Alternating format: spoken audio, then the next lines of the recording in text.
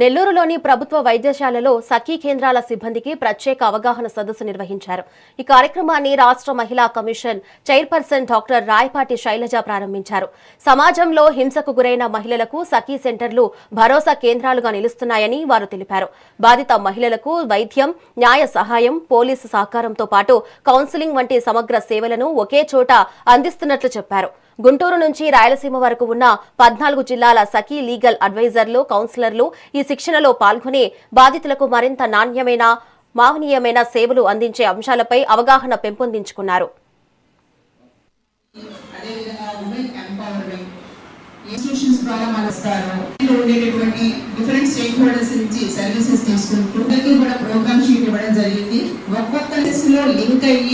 బయటి awareness programme ఇవ్వడం జరుగుతుంది.